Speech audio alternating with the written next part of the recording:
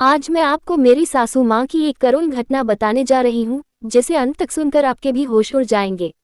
मेरा नाम प्रियंका है। मेरी बड़ी बहन मीना के लिए आज एक बहुत ही अच्छे और समृद्ध परिवार से रिश्ता आया था। वे लोग बहुत अमीर थे। उस परिवार के 3 बेटे थे, जिनमें से सबसे छोटे बेटे के लिए ये रिश्ता आया था। बाकी दोनों बेटे पहले से ही शादीशुदा थे और घर में उनकी माँ भी थी। मेरी बहन ने इस रिश्ते के लिए हाँ तो कह दी थी, लेकिन वह बहुत परेशान और किसी सोच में डूबी रहती थी। हमारे घर में वैसे भी किसी की ना मानने की जगह नहीं थी।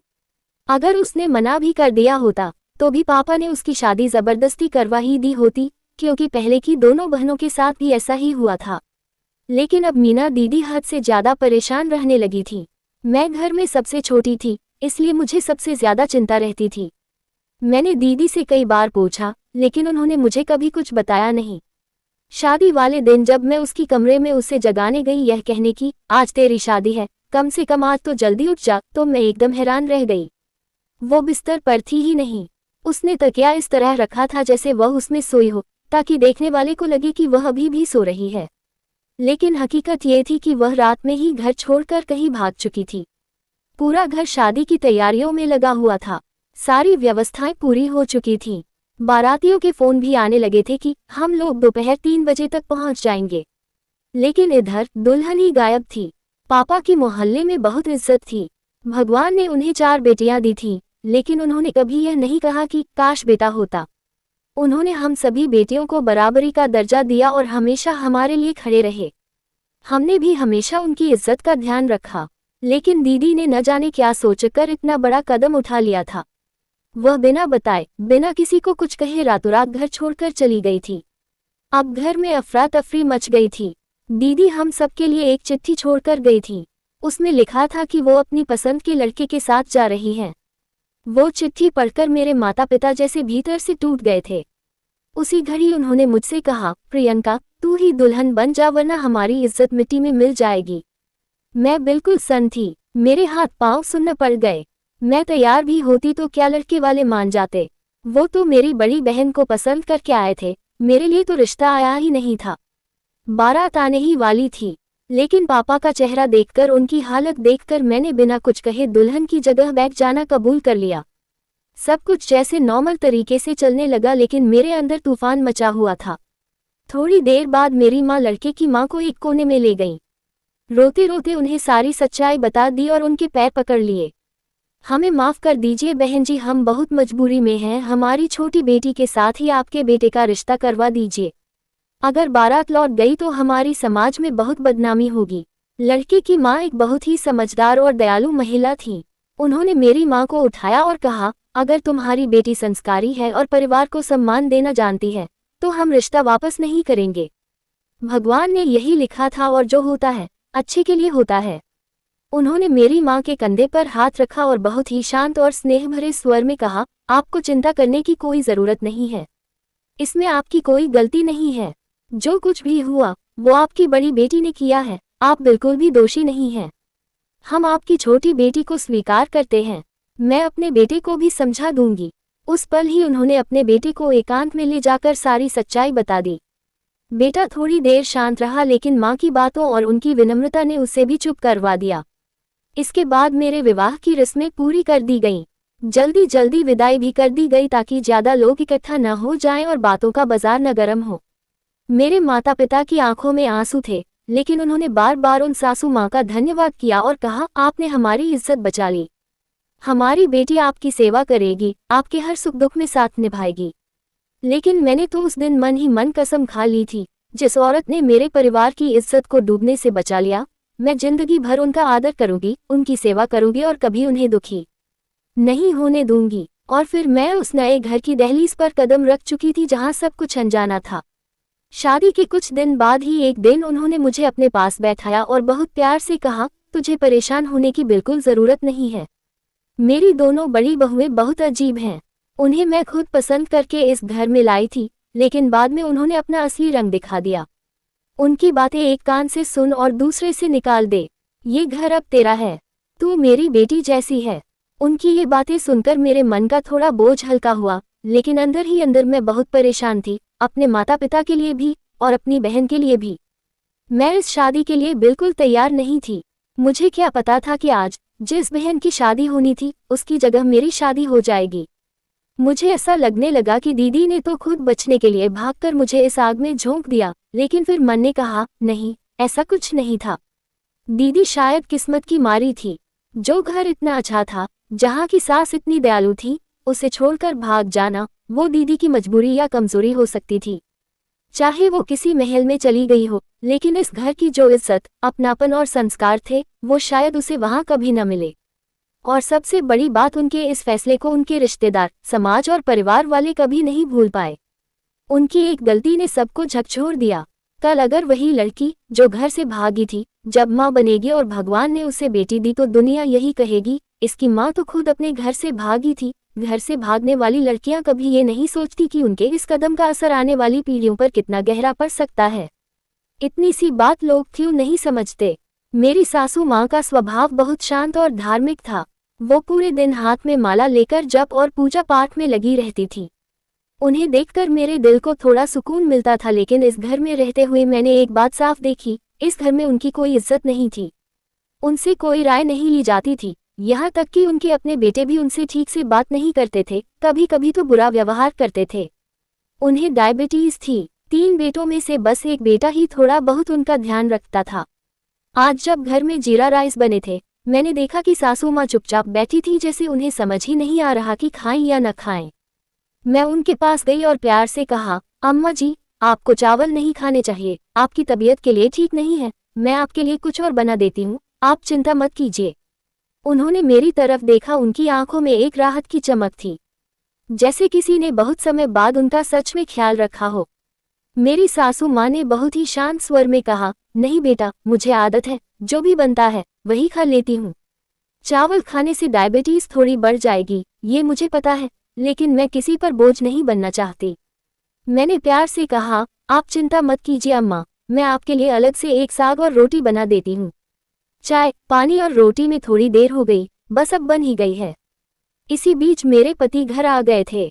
वो सीधे कमरे में चले गए, लेकिन मैं उनके पीछे नहीं गई, क्योंकि मैं सासू माँ के लिए खाना बना रही थी। थोड़ी देर बाद उन्होंने आवाज लगाई और कहा, मैं जैसा हूँ वैसा ही रहूंगा, और जब भी मैं घर आऊं तुझे सबसे पहले मेरे कमरे में आकर मुझसे मिलना चाहिए। मैंने बहुत ही शांति से जवाब दिया, मैं आपकी माँ के लिए रोटी बना रही थी, इसमें इतना गुस्सा करने की क्या जरूरत है। लेकिन मेरे पति का पारा चढ़ चुका था। उन्होंने मुझ पर चिल्लाना शुरू कर दिया, मैं आधे घंटे से घर में हूँ और तू मुझसे इतना भी नहीं पूछ सकती कि मुझे पानी चाहिए या नहीं। जा, पहले मेरे लिए पानी और खाना लेकर आ। मैंने धीरे से कहा, मैं तो आपकी माँ की सेवा कर रही थी, आपको तो खुश होना चाहिए कि मैं उनका ध्यान रख रही हूँ। पर उन्होंने गुस्से से जवाब दिया, मुझे मेरी माँ की सेवा की कोई जरूरत नहीं है, और कोई भाभी करती है क्या? अगर तूने ये जिम्मेदारी खुद पर ले ली, तो फिर हमेशा तुझे ही ये करना पड़ेगा। अगर तू मेरे हिस्से का समय मेरी माँ को देगी, तो मैं कभी खुश नहीं रहूंगा।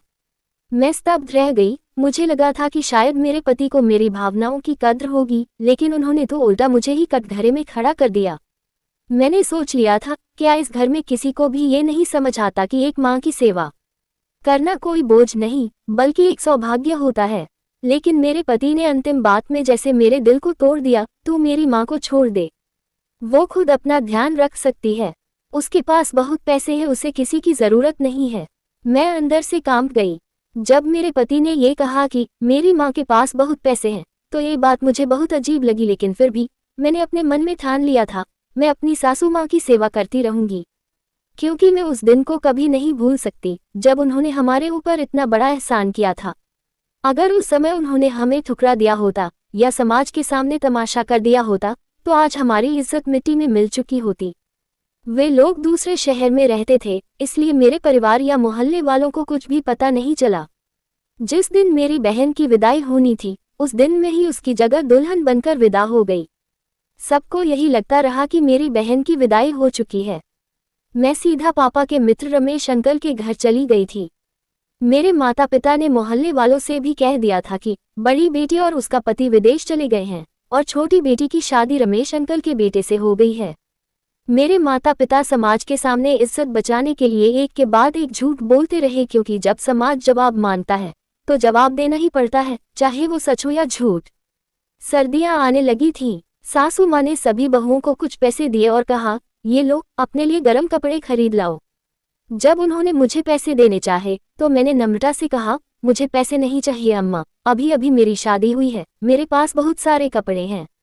इतने में मेरी एक जेठानी ने मजाक उड़ाते हुए कहा, अच्छा तो फिर तेरे हिस्से के पैसे मुझे दे दे। और वो जोर से हंसने लगी। उसके बोलने के तरीके में ताना और हंसी दोनों थे, जैसे मेरे इनकार को उसने नीचा दिखाने का मौका समझा।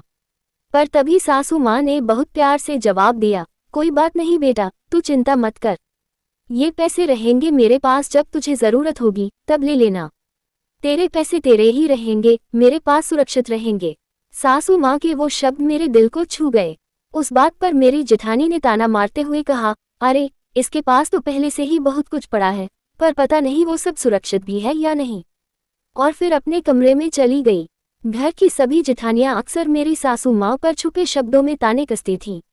उनका व्यवहार हमेशा कटाक्ष से भरा होता था, मानो किसी सास को नहीं, एक बोझ को देख रही हूँ। मैंने एक दिन अपनी सासू माँ से पूछ लिया, अम्मा आप ये सब सहती क्यों हैं? इनकी बातें सुनती क्यों हैं? जवाब क्यों नहीं देती? सासू माँ ने बहुत ही शांत स्वर में जवाब दिया, बेटा मुझे जवाब देना नहीं आता, मैंने तो हमेशा शांति से रहना सीखा है। इन लोगों को तू भाग्यशाली समझ या मुझे दुर्भाग्यशाली। मेरे पति तो हमारे शादी के कुछ साल बाद ही इस दुनिया से चले गए थे। अगर वो जिंदा होते तो इन सबको एक पल में सीधा कर देते। वो बहुत सख्त स्वभाव के थे। पूरी जिंदगी पैसे कमाने में निकल गई, और जब घर बैठकर चैन से जीने का समय आया तो भगवान ने उन्हें हमसे छीन लिया। यही कारण है कि आज मेरे बच्चे मेरी बात नहीं सुनते और बहुएं मुझे बोझ समझती हैं। मैं जानती हूँ, इसलिए मैं चुप रहना ही बेहतर समझती हूँ। एक और बात उन्होंने धीरे से बताई, जो मैं पहले नहीं जानती थी। मेरी दोनों जेठानियों को अब तक संतान का सुख नहीं मिला था, जबकि उनकी शादियां मुझसे 3 साल पहले हुई थीं। शायद यही कारण था कि वे अंदर ही अंदर जलन महसूस करती थीं, क्योंकि सासू माँ की नज़दीकियां मुझसे हो गई थीं।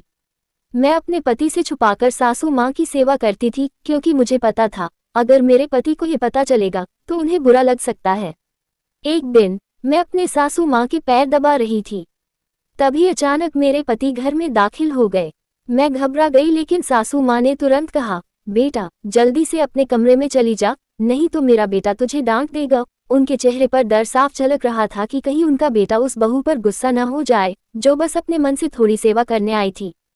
वो क्षण मेरे दिल को छू गया, क्योंकि एक माँ अपनी बहू को बचाने के लिए खुद डर रही थी। मैं भी यही सोच रही थी कि अब मुझे डांट पड़ेगी। जब मैं अपने कमरे में गई तो मेरे पति ने मुझे घूरते हुए कहा, वो तो देखने से इतनी चालाक नहीं लगती, लेकिन तू बहुत ज्यादा चालाक है। मैं हैरान रह गई। मैंने पूछा, इसका क्या मतलब है तुम्हारा? तो उन्होंने कहा, तू मेरी माँ की सेवा इसलिए कर रही है क्योंकि तुझे अब पता चल गया है कि वो अकेली ही इस सारी संपत्ति की मालकिन है और वो बहुत जल्द वसीयत लिखने वाली है। मैं एकदम स्तब्ध रह गई, मेरे होश उड़ गए। इतना कुछ सोच रखा था उन्होंने मेरे बारे में। मैंने तुरंत जवाब दिया, ऐसी कोई बात नहीं है। आपको पता भी है कि उन्होंने हमारे ऊपर कितना बड़ा एहसान किया है।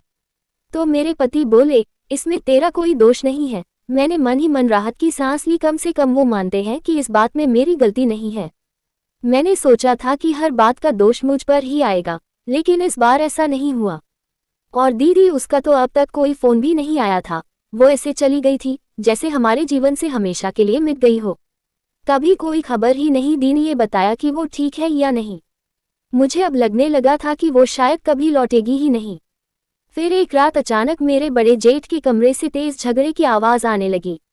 चीख पुकार इतनी जोर से हो रही थी कि मेरे पति की भी नींद खुल गई। हमें कुछ समझ नहीं आया कि अचानक क्या हो गया। उन्होंने कहा, ये तो रोज का ही तमाशा बन गया है। अगले दिन सुबह तीनों भाई एक साथ बैठे थे। मुझे बुलाकर कहा गया, चाय बना कर लाओ। मैं चाय बनाकर लाई, ट्रे में संभाल कर रखा तो देखा तीनों भाई आपस में वसीयत को लेकर चर्चा कर रहे थे। शाम होते होते उन्होंने अपनी माँ के कमरे में जाकर बात करना शुरू किया, पर बातचीत तक सीमित नहीं रही। आवाजें इतनी तेज हो गईं कि लगा जैसे अभी उन सबका गुस्सा फट पड़ेगा या फिर कोई अनहोनी हो जाएगी। मैं डर गई थी, लेकिन मेरी सास ने बहुत ही मजबूती से जवाब दिया, अभी तो मुझे कई साल जीना है और तुम्हें लोग अभी से वसीयत की पड़ी है। शर्म नहीं आती? ये क्या बातें कर रहे हो? घर, जमीन, पैसा सब कुछ तुम्हारा ही है, फिर क्या चाहिए? बड़े जेठ और उनकी पत्नी ने साफ कह दिया, हमें अपने हिस्से की गारंटी अभी चाहिए, आप जिंदा रहते हुए ही वसीयत लिख दें। बाद में बहुत सी समस्याएं आती हैं, लोग लड़ते हैं, और पिताजी होते तो अब तक सब कुछ निपटा चुके होते। सुनते ही मेरी सास का चेहरा सख्त हो गया। उन्होंने एकदम ठोस लहजे में कहा, अगर तुम्हारे पिताजी होते तो तुम सबके मुंह पर एक एक थप्पड़ मार देते। तुम्हारी माँ अभी जिंदा है और तुम सबको वसीयत की पड़ी है। मैं इस घर को चला रही हूँ। तुम्हारी पत्नियों के सर्दी गर्मी के कपड़े में लाती हूँ। घर का राशन मेरे पैसे से आता है। तुम में से किसी ने कभी 1 रुपया भी घर में नहीं डाला। पहले ये घर 15,000 रुपये में चलता था, अब 25,000 रुपये में भी नहीं चलता। उनका चेहरा तमतमा उठा था। मेरी सासू माँ कोई अनपढ़ महिला नहीं थी, वो पढ़ी लिखी, समझदार और बहुत ही स्वाभिमानी महिला थी। उन्होंने जैसे ही ये बात साफ साफ कह दी तो उनके तीनों बेटे चुप हो गए। मैंने भी कुछ बोलने की कोशिश की तो मेरे पति ने तुरंत टोक दिया, तुझे ज्यादा बोलने की जरूरत नहीं है। दूसरी भाभियां अपने पतियों का साथ देती हैं और तू यहाँ बैठी मेरी माँ की नौकरानी बनी हुई है। लगता है तेरी बहन तुझसे ज्यादा समझदार थी। उनकी ये बात मेरे दिल को बहुत चुभी। एक तरफ मैं दिल से उनकी माँ की सेवा कर रही थी और दूसरी तरफ वो मेरी नीयत पर सवाल उठा रहे थे। अब घर का माहौल धीरे धीरे जहरीला होने लगा था। हर रोज नए नए ताने, झगड़े और तकरारें मुझे साफ दिखाई देने लगा था। तीनों बेटों और उनकी पत्नियों ने जानबूझकर अपनी मां को मानसिक रूप से परेशान करना शुरू कर दिया था ताकि वो हार मान जाएं और खुद ही सारी संपत्ति उनके नाम कर दें। लेकिन मेरी सासू मां ने साफ कह दिया, जब तक मैं जिंदा हूं ये काम नहीं होगा। मेरा तो दिल करता है कि तुम लोगों को कुछ भी न दूं क्योंकि तुम लोग इसके लायक ही नहीं हो। ये सब कुछ तुम्हारे पिताजी ने बनाया है, तुमने तो कुछ नहीं किया। तुम लोगों को घर मिल रहा है, खाना मिल रहा है, यही बहुत बड़ी बात है। इसी में खुश रहो। और फिर उन्होंने वो बात कही जो सबको चुप करा गई। मेरा तो मन करता है कि सारी संपत्ति किसी अनाथ आश्रम के नाम कर दूं, कम से कम वहां मेरी कमाई और मेरे पति की मेहनत की कद्र तो होगी। मेरी सासू माँ बेहद परेशान रहने लगी थी। वो अक्सर कहा करती, बच्चे पैदा करने में और उन्हें पालने में एक माँ कितनी तकलीफ उठाती है। उनकी जिंदगी का हर एक दिन बच्चों की चिंता में ही गुजरता है। और फिर भी जब वो बूढ़ी हो जाती है तो वही बच्चे उसे बोझ समझने लगते हैं। वो कहती, मैं 3 बेटों की माँ हूँ, लेकिन आज मुझे इस बात पर पछतावा हो रहा है। दूसरी तरफ उनके बेटे एक गंदा प्लान बना चुके थे। उन्होंने आपस में कहा, क्यों न वो वसीयतनामा जो हम अपने नाम करना चाहते हैं उस पर माँ की साइन की जगह जबरदस्ती अंगूठा लगवा लें। उन्हें पता भी नहीं चलेगा और काम हो जाएगा। लेकिन ये बात मेरी सासू माँ ने सुन ली। उन्होंने सब कुछ साफ साफ सुन लिया था। फिर उन्होंने जो कहा वो सुनकर पूरे घर में सन्नाटा छा गया। वो अपने बेटों पर बहुत जोर से चिल्लाई, बहुत कुछ कह दिया, यहाँ तक कि वो रोते रोते बेहोश हो गईं। उन्होंने कहा, मेरे बच्चे अब उस हद तक पहुंच गए हैं जहां इंसान की इंसानियत खत्म हो जाती है। अब तो ये कोई भी सीमा पार कर सकते हैं। इनकी पत्नियां दिन रात इनके दिमाग में जहर भरती हैं, उन्हें भड़काती रहती हैं। और मेरा बेटा, वो भी अब उन्हीं की सुनता है। मेरी सासू माँ ने कभी किसी बहू से बुरा व्यवहार नहीं किया था, न ही कभी कोई कठोर बात कही थी। फिर भी हर कोई आज उन्हें अपना दुश्मन मान बैठा था। ये सोचकर मेरा दिल बहुत दुखी हो गया था। एक माँ जिसने अपना सब कुछ बच्चों पर लुटा दिया, आज उन्हीं बच्चों के लिए बोझ बन गई। फिर एक रात घर में बहुत बड़ा झगड़ा हुआ। बहस इतनी बढ़ गई कि बात हाथापाई तक पहुंच गई। उस दिन तीनों बेटों ने मिलकर अपनी माँ पर हाथ उठा दिया। मेरी आंखों में आंसू आ गए थे। मेरी सासू माँ की तबीयत अचानक बहुत बिगड़ गई थी। जब मैं उनकी तबीयत पूछने उनके कमरे में गई तो उन्होंने अंदर से दरवाज़ा बंद कर लिया। मुझे लगा शायद वो बहुत परेशान है, इसलिए मैंने उन्हें अकेला छोड़ देना ही बेहतर समझा और चुपचाप जाकर सो गई। जब से उन्हें ये पता चला था कि उनके बेटे अब इस हद तक गिर चुके हैं, तब से वो बहुत ज़्यादा उदास रहने लगी थी। अब वो किसी पर भरोसा नहीं करती थी सिवाय मेरे।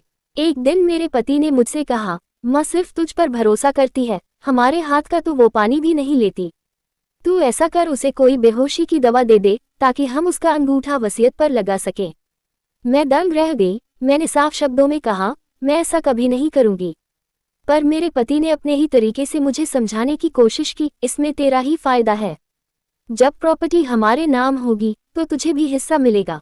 देख, दूसरी भाभियां कितनी समझदार हैं, हर बात में अपने पतियों का साथ देती हैं। और मैं ही दुर्भाग्यशाली हूँ जो तू जैसी बीवी मिली। मैंने फिर से मना कर दिया तो उनका लहजा बदल गया। अब समझाने की जगह ताने देने लगे। बस कर, अब ये अच्छी बहू का दिखावा करके तुझे कुछ नहीं मिलने वाला। वो तेरी सास है और सास बहू में कभी दोस्ती नहीं हो सकती। अब तू ये नकली रिश्ता निभाना छोड़ दे। शुरुआत में उन्होंने प्यार से बात की, लेकिन जब देखा कि मैं नहीं मान रही तो धमकी देने लगे, अगर तू नहीं मानी तो मैं तुझे तलाक दे दूंगा। तो मैंने अपने पति से साफ शब्दों में कहा, आप जैसे इंसान के साथ रहना तो मौत के बराबर है। तलाक मिल जाए तो अच्छा है, कम से कम मैं अकेली रह लूंगी, लेकिन चैन से जी पाऊंगी। जो इंसान अपनी मां को धोखा देने के लिए तैयार है वो कल अपनी पत्नी को भी बेच देगा। मेरी ये बात सुनते ही मेरे पति ने गुस्से में आकर मेरे मुंह पर जोर से थप्पड़ मार दिया। मैं सन रह गई। उसी समय मेरी सासू माँ ने ये सब देख लिया था। उन्होंने मेरे चेहरे की तरफ देखा और पूछा, बेटा तेरे चेहरे पर ये क्या हुआ है? मैंने तुरंत झूठ बोल दिया, मैं गिर गई थी अम्मा, बस हल्की सी चोट लग गई। पर मेरी सासू माँ ने मेरी आंखों में झांक कर कहा, बेटा मैं 75 साल की होने जा रही हूँ, इतनी समझ रखती हूँ कि जान सकूँ तू गिरी नहीं है, तुझ पर हाथ उठाया गया है। अब बता क्या हुआ? मैंने फिर भी कुछ नहीं बताया। कुछ खास नहीं अम्मा, थोड़ी बहस हो गई थी बस। मैं नहीं चाहती थी कि वो और ज्यादा परेशान हो, लेकिन शायद उन्होंने सब कुछ समझ लिया था, क्योंकि मेरी आंखों में जो आंसू थे वो सब कुछ कह रहे थे। वो बस चुपचाप मुझे देखती रही और उनकी भी आंखें भर आईं। दिन इसी तरह बीतते जा रहे थे, हर दिन कुछ और बोझिल, कुछ और भारी। एक रात मुझे न जाने क्यों बहुत जल्दी नींद आ गई थी, लेकिन आधी रात को अचानक मेरी नींद खुली क्योंकि मेरी सासू माँ की चीखें सुनाई दे रही थीं। मैं तुरंत दौड़कर उनके कमरे की ओर भागी और वहां पहुंचकर जो देखा, मेरे पैरों तले जमीन खिसक गई। तीनों बेटे और दोनों बहुएं सासू माँ के कमरे में मौजूद थे और उनका चेहरा, उनकी हालत देखकर लग रहा था कि कुछ बहुत भयानक हो चुका है। जब मैंने सामने का दृश्य देखा तो ऐसा लगा मानो मेरे पैरों के नीचे से जमीन ही खिसक गई हो। मेरे मुंह से खुद ब खुद चीख निकल गई और मैं जोर जोर से रोने लगी। वे अपने मकसद में सफल हो चुके थे। तीनों बेटों ने अपनी ही मां से जबरदस्ती जायदाद के कागजों पर साइन करवा लिए थे, फिर उन्हीं हाथों से अपनी बुजुर्ग मां की टांग तोड़ दी, उन्हें घसीटते हुए आंगन तक ले गए और घर के बाहर फेंक दिया। सवेरा हो चुका था, घर का दरवाजा खुला था। मैं दौड़ती हुई बाहर गई। आंगन में मिट्टी पर साफ घसीटने के निशान थे। वो निशान उस क्रूरता के थे जिसने एक मां की ममता को जिंदा ही चीर दिया। तीनों भाई बेहद खुश थे। उनके हाथों में मिल्कियत के कागज थे और आंखों में वहशत। मैंने कांपती आवाज में कहा, तुम लोगों ने अपनी मां के साथ जो किया उसका हिसाब ऊपर वाला जरूर लेगा, भगवान तुम्हें कभी माफ नहीं करेगा। ये सुनते ही मेरे बड़े जेठ ने मेरे पति की ओर देखा और कहा, अब तो तेरे पास दौलत है, इस जैसी 10 मिल जाएंगी। मैं तो कहता हूँ इसे भी अभी के अभी निकाल बाहर, वरना ये सबको सब कुछ बता देगी। मैं बहुत कुछ कहना चाहती थी, बहुत कुछ चिल्लाकर दुनिया को बताना चाहती थी, पर उस वक्त मेरे मन में एक ही ख्याल चल रहा था, मुझे किसी भी तरह अपनी सासू माँ की मदद करनी है। मैंने देखा था उनकी आंखों का वो दर्द, अब मैं चुप नहीं रह सकती थी। जैसे ही उन्होंने अपनी माँ की सारी जायदाद अपने नाम करवाए, उन्होंने उन्हें जोर से धक्का देकर घर से बाहर फेंक दिया और बिना किसी शर्म या पछतावे के वो सब जोर जोर से हंस रहे थे। मैं अंदर तक टूट चुकी थी, लेकिन मेरे चेहरे पर गुस्सा और आंखों में आंसू थे। मैंने जाते जाते सिर्फ इतना कहा, जो कुछ भी तुम लोगों ने किया है उसकी सजा तुम सबको जरूर मिलेगी। पर मेरे जेठ हंसते हुए बोले, अपनी आंखें खोलकर देख, हमारे हाथों में करोड़ों की प्रॉपर्टी के कागज हैं, हमें सजा नहीं मिलेगी बल्कि अब असली मजा शुरू होगा। और फिर मेरे पति ने सामने आकर कहा, मैं तुझे तलाक देकर तेरे घर वापस भेज दूंगा और तेरे परिवार को भी पूरे मोहल्ले में बदनाम कर दूंगा। मेरी आंखों से आंसू लगातार बहते जा रहे थे, मेरे होंठ कांप रहे थे, लेकिन मेरा दिल कह रहा था, अब चुप रहना पाप है। मैं बिना कुछ बोले तुरंत घर से बाहर निकल गई, सिर्फ एक मकसद के साथ, अपनी सासू माँ को ढूंढना और उनकी मदद करना। लेकिन जैसे ही मैंने घर के बाहर कदम रखा, अचानक जमीन जोर जोर से हिलने लगी, धरती कांप उठी थी। मैंने अपने दोनों कानों पर हाथ रख लिए, भयावह कंपन ने पूरे इलाके को झकझोर दिया। शायद भूकंप आया था। मैं डर के मारे वहां से दौड़ने लगी। इतना भयंकर भूकंप मैंने अपनी जिंदगी में कभी नहीं देखा था। हर तरफ चीखें, भगदड़, गिरती हुई दीवारें, लोग जान बचाने के लिए इधर उधर भाग रहे थे। मैं भी जान बचाने के लिए बहुत दूर भागती गई। कुछ ही देर बाद एक जोरदार विस्फोट जैसी आवाज हुई, इतनी तेज कि मेरे कान सुन्न हो गए। चारों ओर धूल ही धूल थी। कई घरों की दीवारें गिर चुकी थीं, लोग मलबे में दबे हुए थे। मुझे कुछ समझ नहीं आ रहा था, लेकिन जब मैंने पीछे मुड़कर देखा तो हमारा पूरा घर जमीन में समा चुका था। मैं स्तब्ध रह गई, सचमुच मेरी रूह कांप उठी। जो कुछ देर पहले तक हंसी और घमंड में डूबे लोग प्रॉपर्टी के कागज लहरा रहे थे, अब उनका नामोनिशान तक नहीं था। शायद ऊपर वाले ने उसी पल न्याय कर दिया था। मेरी नज़र सबसे पहले अपने पति की ओर गई, लेकिन जिस हालत में घर था, लग नहीं रहा था कि कोई जिंदा बचा होगा। शायद मेरी किस्मत में यही लिखा था कि मैं ठीक वक्त पर बाहर निकल जाऊं, और शायद इसलिए कि मैं अपनी सासू माँ को बचा सकूं। मैंने बिना समय गंवाए उन्हें ढूंढा और जब उन्हें सड़क किनारे बेहोशी की हालत में पड़ा पाया, तो फौरन उन्हें अस्पताल ले गई। इलाज शुरू हुआ। वो बहुत तकलीफ में थी, शरीर टूटा हुआ था, पर आत्मा उनसे भी ज्यादा घायल थी। कुछ दिन बाद जब उनकी हालत थोड़ी सुधरी, तो उन्हें धीरे धीरे सब बताया गया। दोनों बड़े बेटे उस हादसे में मारे जा चुके थे, और छोटे बेटे यानी मेरे पति, उनके दोनों पैर टूट चुके थे और वो बोल भी नहीं पा रहे थे। जब मैंने उन्हें ये खबर दी, तो वो बस एकटक मुझे देखती रहीं। न कोई आंसू, न कोई आवाज, सिर्फ एक गहरी खामोशी। वी शायद वो सदमे में थी, या फिर वो शायद उस माँ का दिल अब और टूटने के काबिल नहीं रह गया था। 3 महीनों के बाद मेरी सासू माँ पूरी तरह ठीक हो गईं। लेकिन मेरे पति ने भी धीरे धीरे दुनिया को अलविदा कह दिया। उनकी हालत लगातार बिगड़ती गई थी। अब मैं अकेली थी, पर मेरी सासू माँ मेरे साथ थी। अब मैं अपनी सासू माँ के साथ उनके दूसरे घर में रह रही हूँ, जो उन्होंने पहले किराए पर दिया हुआ था। अब वो घर हमारा नया आशियाना बन गया है। मैंने कई बार उनसे कहा, अम्मा, आप मेरे साथ मेरे मायके चलिए। मेरे माँ पापा को भी इस बात से कोई आपत्ति नहीं है। आप अकेली क्यों रहें? लेकिन उन्होंने बहुत ही शांत स्वर में कहा, अब मैं यहीं रहूंगी बेटा। मेरे बेटों ने लालच की हर हद पार कर दी थी। मेरे दिल को बहुत ठेस पहुंची है। भगवान ने उन्हें उनकी करनी की सजा दी। अब मैं कहीं नहीं जाऊंगी। दोस्तों, इस कहानी के जरिए मैं बस इतना कहना चाहती हूँ, हमारे समाज में भी ऐसी घटनाएं अक्सर सुनने को मिलती हैं, जहां लालच, संपत्ति और स्वार्थ इंसानियत को पीछे छोड़ देते हैं। लेकिन हमें यह नहीं भूलना चाहिए कि ईश्वर सब देख रहा है, और उसकी सजा न समय देखती है, न रिश्ता। अगर आपको ये कहानी भावुक लगी हो, तो कृपया हमारी इस चैनल को सब्सक्राइब करना न भूलें। हर दिन ऐसी ही दिल को छू लेने वाली नई नई कहानियां लेकर हम हाजिर होते हैं। धन्यवाद दोस्तों, आपका दिन मंगलमय हो।